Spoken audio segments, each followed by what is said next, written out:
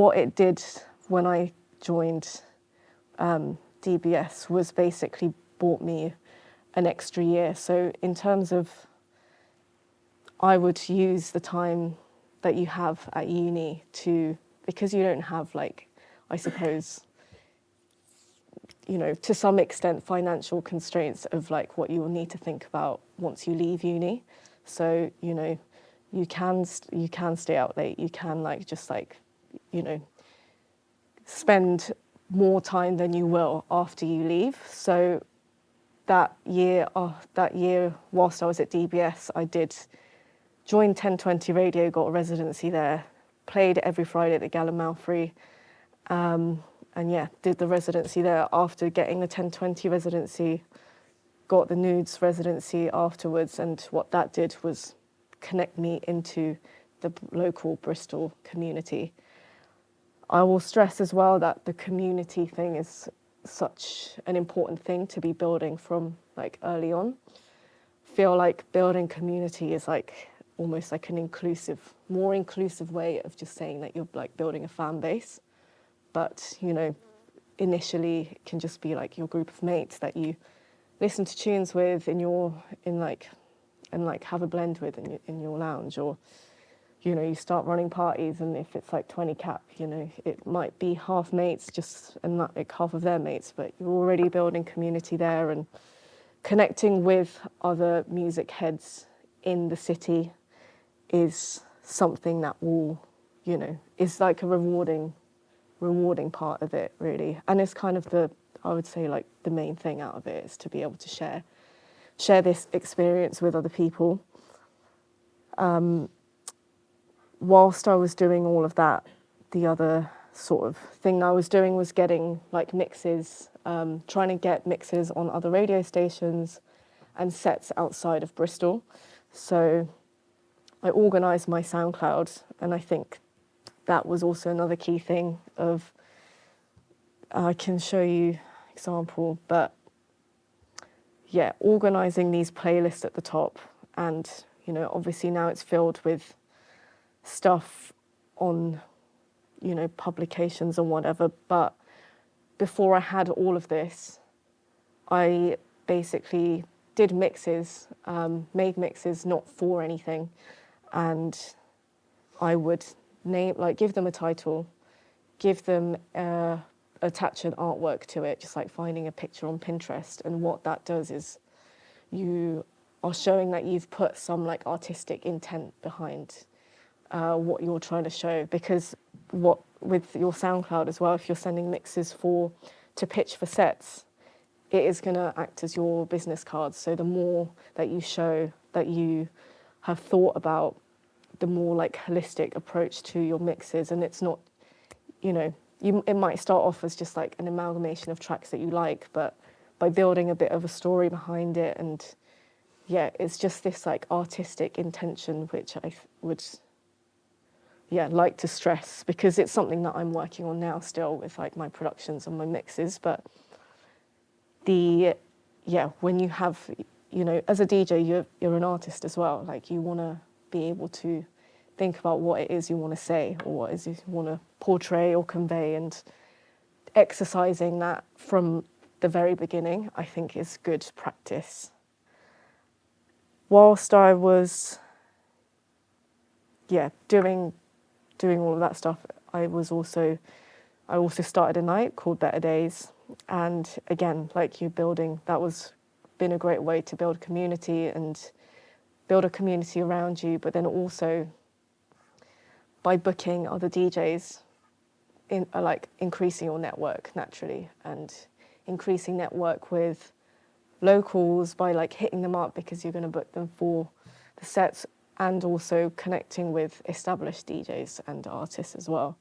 So yeah, by doing the night and then having the radio residencies, I was able to like start building a bit more of a story about myself. And then when you have that sort of behind your name, people start seeing you, and you know, when they book you, they say Nudes resident, or like like organizer of Better Days, and having, you know, something that you started that you then want to share with other people that isn't just, you know, your mixes.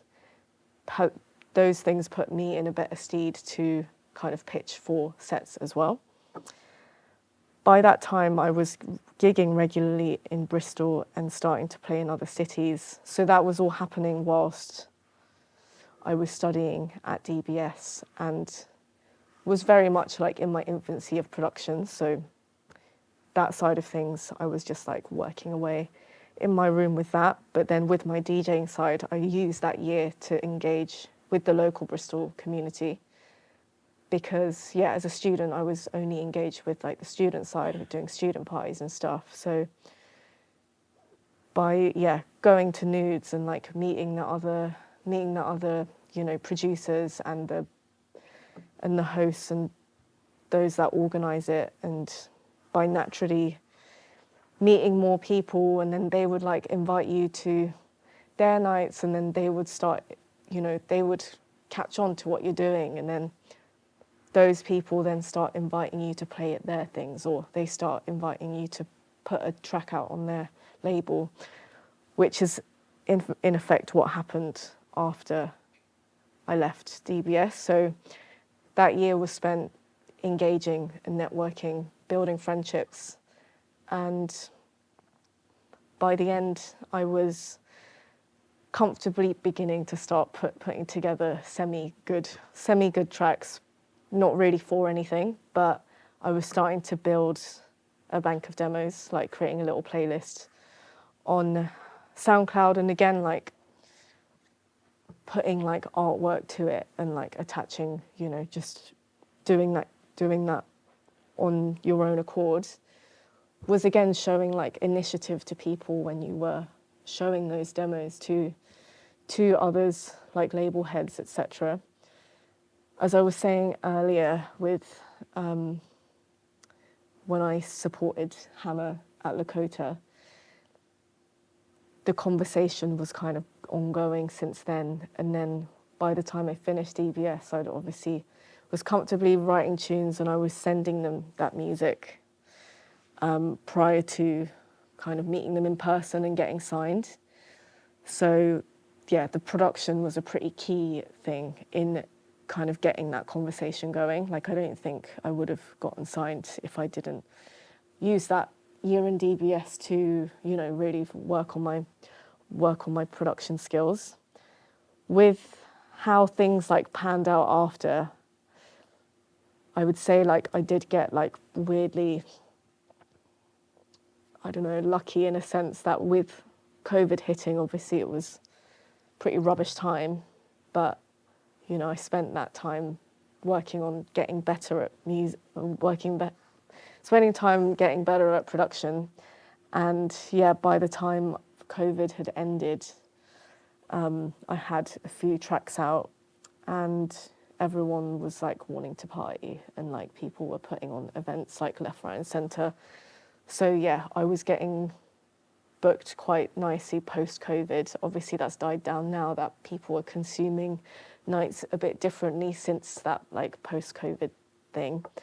But again, the comps and the tracks that I did have out were all from this like networking thing through the Bristol community. So Alfresco Disco, Bristol guys, Future Boogie, Bristol people, and then Tropopause and Familiar Strangers as well was, you know, other people that I've been connecting with. And yeah, that was pretty fruitful time in just having that space and space and opportunity to actually just dive headfirst into meeting as many people as possible whilst being like authentic in the relationships that you're building. Obviously going to these nights and, you know, hanging out and hanging out afterwards.